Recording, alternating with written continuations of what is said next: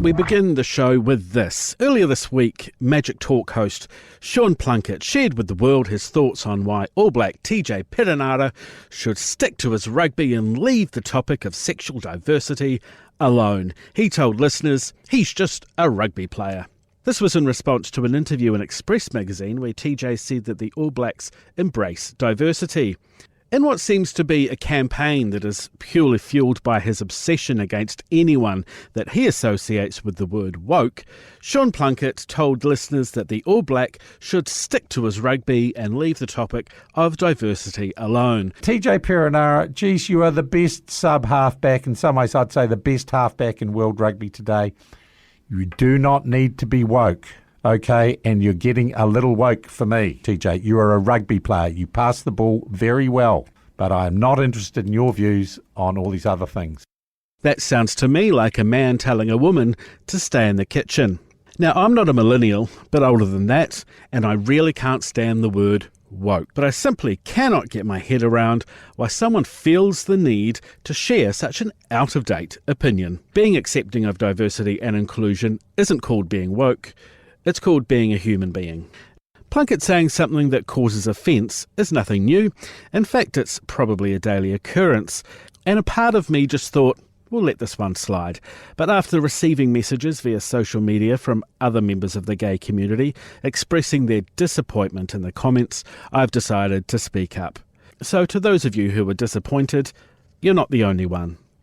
In amongst his comments, Plunkett also took aim at companies who have the Rainbow Tick accreditation. Of course, MediaWorks is one of those. He said that the tick is just a rort. He said he would look sideways at organisations, including MediaWorks, who make a big deal out of being diverse. Now, I'm a member of a small but passionate group here at MediaWorks, and we spend our own time and sometimes money pushing to make sure that our workplace and the wider society are more accepting and supportive to members of the rainbow community. I too was very disappointed.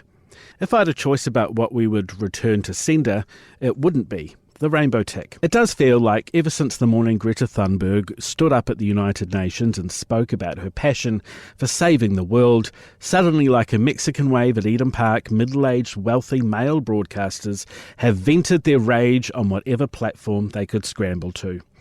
As much as I dislike the word woke, I'll use it to finish up. The opposite of woke is to be asleep, and I think that's what people who share these sorts of outdated opinions are doing. They're sleeping. Most of us have woken up and smelt the coffee, diverse coffee, and it smells good. This is The Outlook. LGBTI news, views and culture brought to you by News Hub. I'm Shaneel. I like pain. I'm homosexual.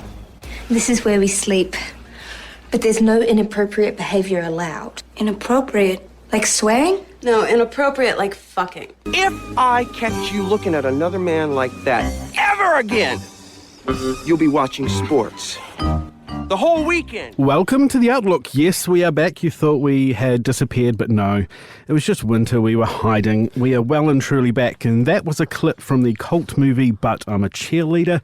It's a romantic satire movie based back in 1999. It stars Melanie Lynskey, RuPaul and Kathy Moriarty, and it tells the story of Megan, who is a 17-year-old who gets sent to True Directions, a camp that offers a service to parents that promises to turn their gay children straight. It is, of course, a comedy because, you can't really do that. But what unfolds throughout the film makes it one of the funniest and most gay movies I have ever seen. But, of course, the issue itself is far from funny. Gay conversion therapy, as we discussed in the last season of The Outlook, is still legal in New Zealand. Mayor Lubeck from the Labour Party has put forward a bill to change this, and not surprisingly, but sadly, not everyone is in support of it. This is what David Seymour had to say. Well, hitting yourself with a hammer could be very harmful, as can gay conversion therapy. I'm not sure it really helps us to try and get into a comparison of which one is the most harmful. But what about those outside of Parliament? The Outlook has asked a handful of Aucklanders during their lunch hours if firstly they knew whether gay conversion therapy was still legal in Aotearoa, and what their opinions were around that. Oh, okay. No, I wouldn't have a clue about that. Sorry about that. No. I can guess what it is, but I don't know. I would think it's legal. I think it should be, yeah. What's gay? Well, in the Bible it says God hates faggots, homos and gay people. I have lots of thoughts, and I don't think I can share it on a mic. Okay. I don't think it should be forced upon anyone. Yeah, it shouldn't be forced upon anyone to change into something that they don't feel comfortable with. So how do they think this will work? How do you convert a gay person? No, it should not be legal. This is torture. I just think that they need to look after other things and leave the gay people alone. Earlier this year, Shaneel Lau made a passionate speech during a youth parliament session calling for gay conversion therapy to be made illegal. Let's take a listen to some of that. Madam Speaker, when I woke up this morning, I didn't look in the mirror and say, oops, I'm gay, better fix that. Because like any rational person, I know my sexuality was not a choice. To this day, it is completely legal to torture someone to change their sexuality in the name of conversion therapy. To the heterosexual people in this room, how many times have you been asked, what caused your heterosexuality? Or have you considered conversion therapy to overcome your heterosexual desires? And he joins us now, as does the author of the bill to make gay conversion therapy illegal, Marja Lubeck from the Labour Party. How's it going, both of you? Kia ora, good. Thank you for having us. Not a problem. It's great to have you guys here. And I must say that speech, it was great to see someone with actual passion and conviction speaking in Parliament, because quite often, things can get a bit party-lined, a bit dull. Question time can be a bit formulaic sometimes. So it's very nice to see someone stand up and actually talk about something that they're passionate about. And you kind of wish that it was always like that, right? Yeah. So tell us about that that experience standing up in Parliament and speaking about something that you're obviously very passionate about. Well, Youth Parliament was an amazing experience, one that quite a few young people took as an opportunity to build a platform for themselves. I, however, was really in a desperate need for a platform to advocate for the queer community.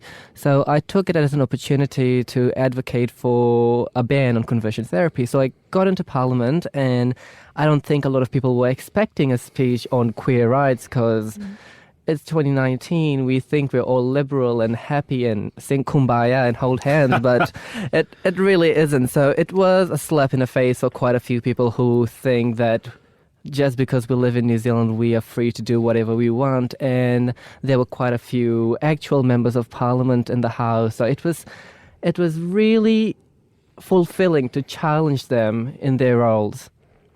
Yeah, and what about for you, Marja? I mean, obviously it's something that you're passionate about as well. So what was your reaction? Were you there to watch the speech? Or I was indeed, Dan. I had actually met Shaneel earlier on, and he said, look, I am doing a speech on the topic of your members' bill, and I had select committee duties on that day, and I was desperately trying to get out for the last few minutes because I knew Shaneel was going to be on soon. He was texting me saying, 10 minutes to go, 5 minutes to go, and so I asked for leave, and I was allowed to leave early. And I did a runner to the house, and I think just as you were starting to speak, I got into a seat, so in the public gallery area, so I was kind of reversed, and I heard him, and my God, even now I get goosebumps when I heard him speak. The amount of passion and his conviction, and it was absolutely perfect, his speach, absolutely perfect. I completely agree. I know when I first watched it was one of those kind of really it just kind of hits you. Yeah. Where are things at with the bill then?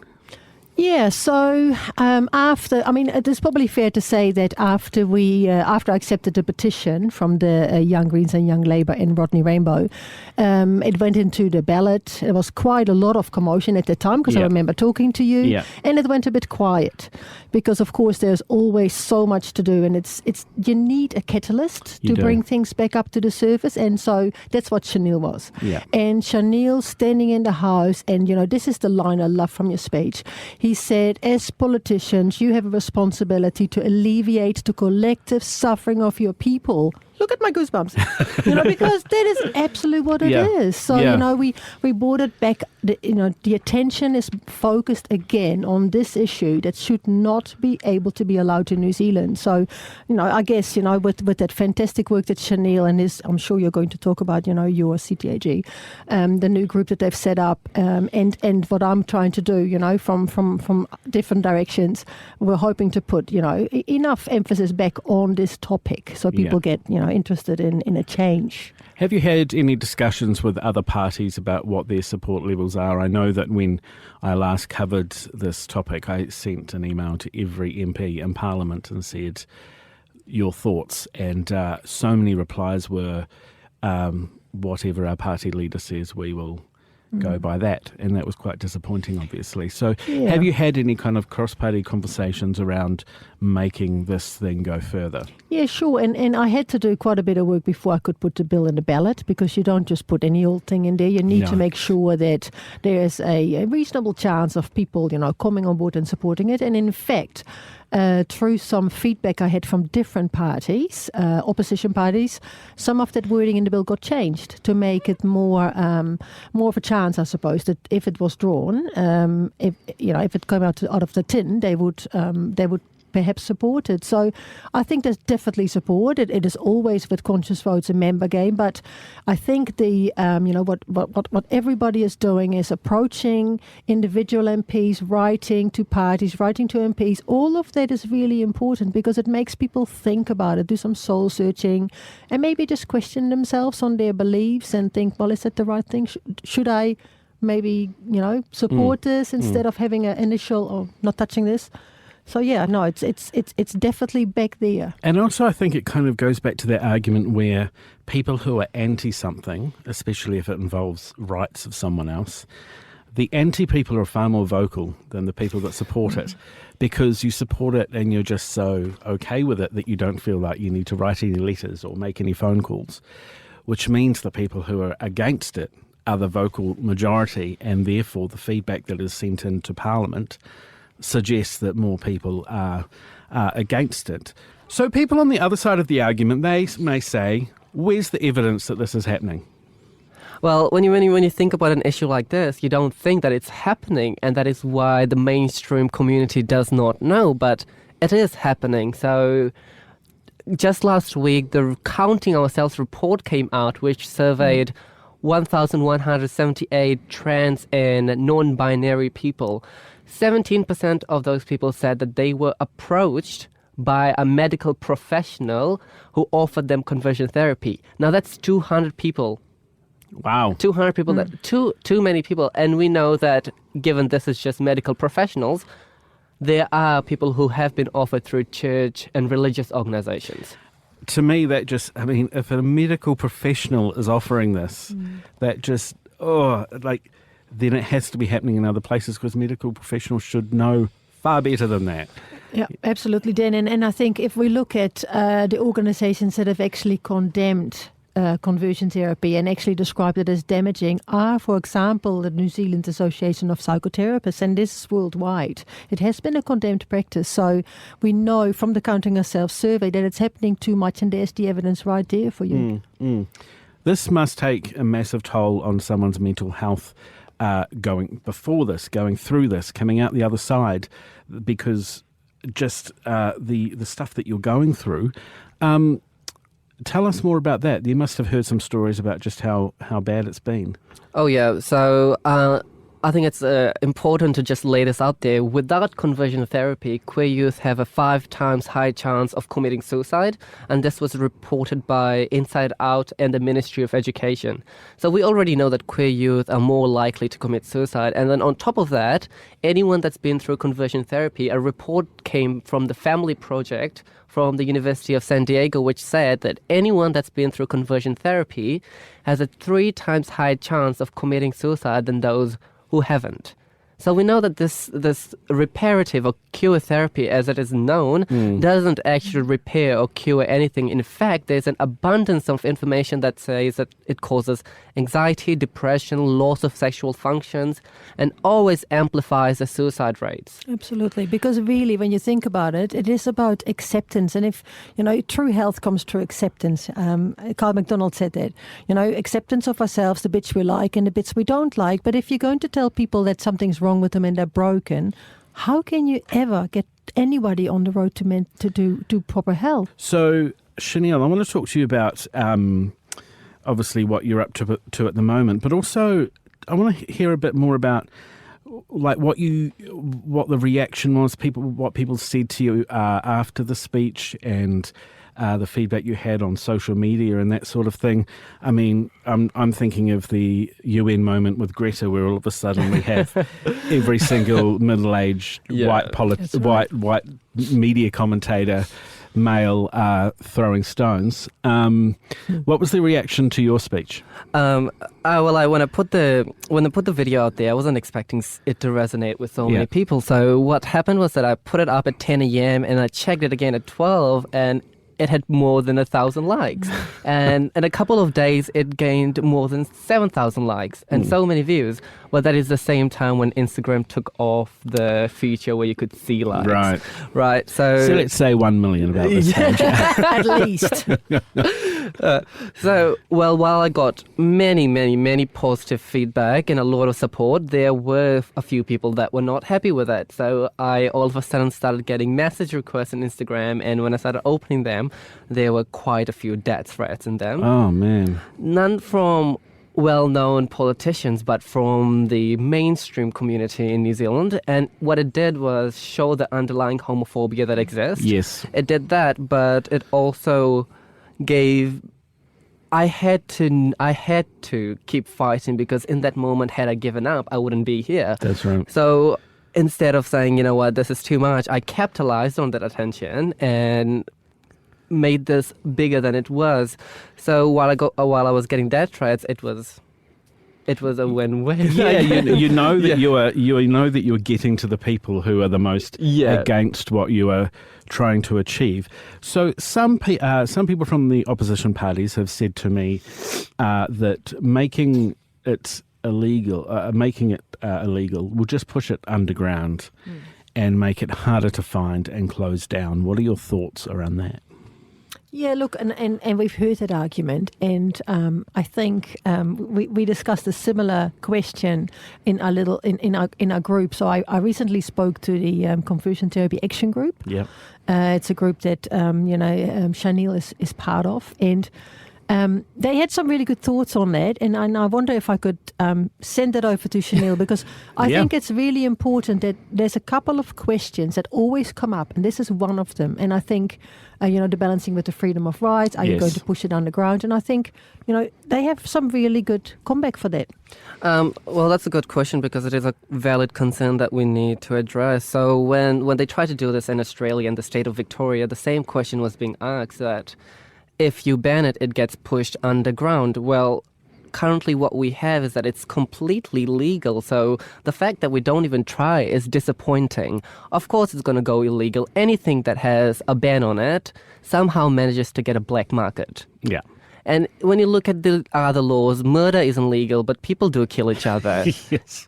And as Maya said the other time, speeding isn't legal, but people do it anyway. You're not going to be catching every single person that's doing it. However, what you're doing is sending a message to the queer community that they are valid and we accept them, and we give them an opportunity to serve organizations and people who provide these services accountable.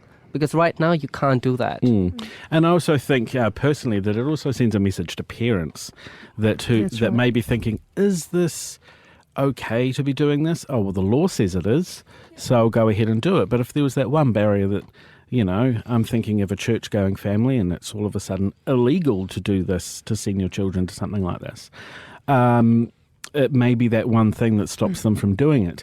Do you know much about how often this is happening in the country, like where these types of things are operating? So basically, when I first encountered the issues with this topic, the feedback was that it was surprisingly easy to find places that offer it. And I guess that's what this bill would do. This bill would make it illegal to offer or promote or advertise it. And that's exactly what we want to do. And I agree with the comments that have been made about, possibility of pushing it underground. It is already being done secretively, because I think a lot of people know it's not okay. And if you ask the general person about it, they'll say, oh, no, that shouldn't be happening.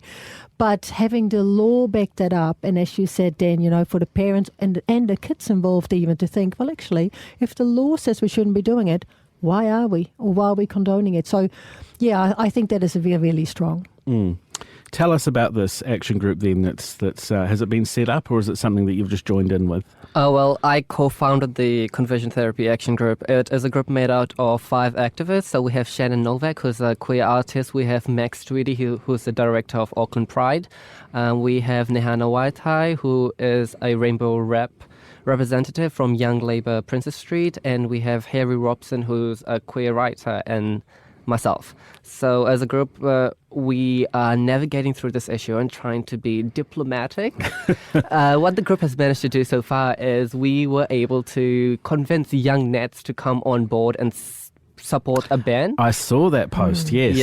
Yeah. We've also got St. Matthew's Church, who made a public announcement on their Facebook that this shouldn't be happening. Yeah. The Key to Life charitable trust that I believe Mike King co-founded. Right, yeah. They've also sent me an email and said that we support a ban on conversion therapy. Yeah. So there are then members of the religious community who are absolutely jumping on board with this. So it's not like it's turning into a religion versus sexuality thing, which is good to know. And someone that I spoke to earlier on also said that there are obviously churches like St. Matthew's that are a very, very welcoming space for people. Absolutely. Which is always good to hear. Yeah. So what do we have to wait for this to be pulled out of the... I love, by the way, that it's a Decca tin. I just think that is so New Zealand. Very New Zealand. I think if we ever change our flag, it's got to be that tin. So, I know. Yeah, so is that what we're waiting for? Or can something happen before that? Yeah, well, so it's not only a Decca tin then, it's also got a little bingo tokens to go with it. So it's actually quite a classic. Stolen from an RSA by the sound of it. I couldn't possibly comment on that. But at the moment, that is what the situation is, absolutely. So the odds of things being pulled out of a tin are always the way you can work it out with the amount of people that are there.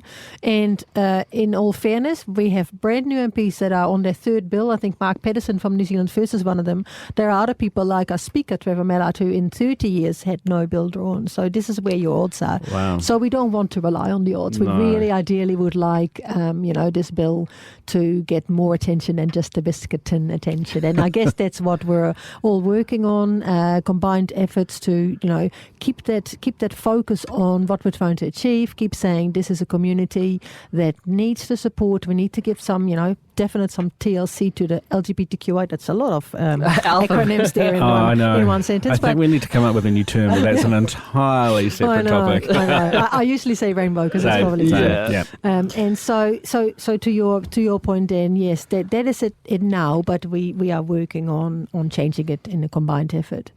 That's so cool. And for people that are listening, it is one of those things that, again, even when I first heard that, it's still legal in this country, and I'm a pretty educated person and I didn't know, and then the people we've spoken to on the streets today, some of them were just completely gobsmacked that it's still legal in New Zealand. So it's an issue that is getting to people who don't usually get involved in any of these sorts of issues purely because they assume that it's already outlawed.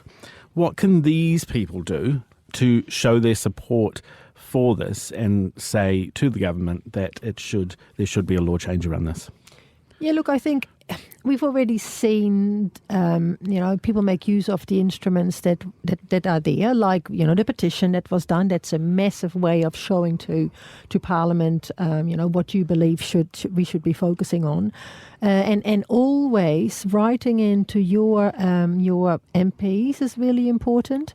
And I think, as Conversion Therapy Action Group, they will be doing public, campaigning, and I think for people to be supportive of it, and social media is such a massive, powerful tool for people to be sharing in a positive way and just showing their support. I think is already doing quite a lot of positive work out there.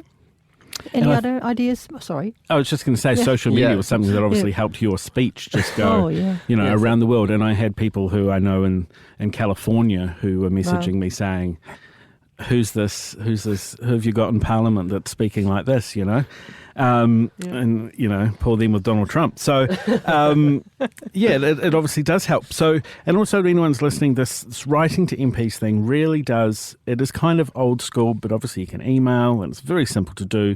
Email addresses are very easy to find. And of course, social media, most MPs have social media accounts. If they don't, then they probably won't be around for very long. Or they've been around for too long. Yeah. Good point, actually.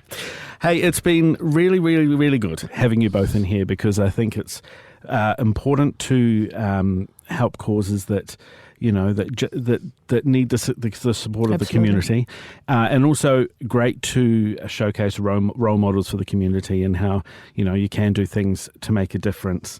And also, this is one thing that just seems to be so kind of blindingly obvious to me lately is, yes, the country has marriage equality and everybody thinks that we're skipping through meadows making daisy chains.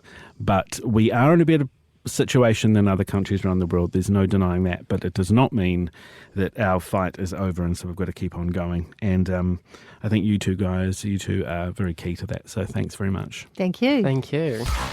Jim Marjoram is the author of It's Life, Jim, an autobiography that shares Jim's journey from discovering his sexuality at a young age through to his adulthood, which he spent most of his life acting out as a straight man. And at one period, he even worked with the church, running what were essentially gay conversion therapy sessions himself for people within the congregation. The death of his wife in 2011 was the turning point as Jim sought out a way to free himself from a life of denial and to live as he is, being who he is. And with great pleasure, Jim joins us now on The Outlook. Jim, tell us, for those who aren't familiar with your story, how did that journey start? I joined a service called Living Waters in the mid-late 90s, and I went through their classes that they did. But my wife and I were we were worship leaders in church. We were quite sort of reasonably renowned for it, and they invited us to do the worship music for their conferences. So we began quite involved in their conferences, and she also had same-sex relationships, and so for us this was like, oh my goodness, this is incredible. There's hope. We can actually be straight. So we got hooked into Living Waters for years, and eventually I became a group leader for Living Waters as well. So we were very much involved and promoted it as something that would save you and make you straight. Was that when you would be essentially, I'm going to use the term spreading the message, was that part, were you convincing yourself of that, or did you really believe that that you had succeeded, you were straight, and that other people could be the same? No way in the world I recognised I was straight. It was all a front. We would tell ourselves it's a process and that we're not straight, but, if we just keep going and eventually God will change us and we'll be okay with this. So it was this sort of weird delusion that you lived with. And anyone who stopped for 5 minutes to look at themselves, they go, oh, God, I'm just as gay as the day I started this thing, And then I would develop a sort of a what do they call it, functional anxiety, where you're okay, you put on a good face, but this underlying level of anxiety just colours your whole life. And until my wife died in 2011, and I just had a complete meltdown, really. And so it's been sort of finding my feet again since then. She was sick for a couple of years with cancer, and during that time, my whole belief system turned upside down. Because we were fundamentalist Christians, we believed in divine healing and all this sort of stuff, and we had people coming and praying and all this sort of stuff. And of course, that didn't work. By the time she passed away, I was done with it. I can't live this lie any longer. Did you have almost like a deal with each other, or did you, even to your wife, pretend that you were straight? Yes, yeah, to each other. She was more bisexual, so she had relations. So for her, it wasn't such a big issue. But for myself, I could never actually say to her, "Look, this is ridiculous. I'm actually just as gay, and nothing's changed." To me, to both of us, that would be admitting defeat and that our faith was useless. That God was actually incapable of doing this. So I had to hide that from her. That may sound like a weird question, but did you love each other? Yes, that was the weird thing. We got married in 1989, and it was like we were great friends. We were musicians together. We'd done a lot together, and we were just great friends. So it's sort of like marrying your best friend, really. Yeah. And but sadly, there wasn't, on my part, there was no romance involved. It was like, hey, this is cool. And I thought, well, this romance and the whole sexual attraction will come. It'll just happen because I've done the right thing. And you can find out more about Jim and, of course, his book. You can find the links on the Outlook webpage, which is on Newshub's website, newshub.co.nz/podcasts, if you want to check it out. And there'll also be an episode later this year on the Outlook where we take a look at religion versus sexuality and whether or not they can coexist. The producers of The Outlook are Luke Hempelman and Dan Lake. The head of Newshub Podcasts is Maggie Wicks, and the technical producer is Asher Bastian. You can get in contact with us by calling 0800 002 898 or emailing theoutlook@mediaworks.co.nz and our website newshub.co.nz/podcasts.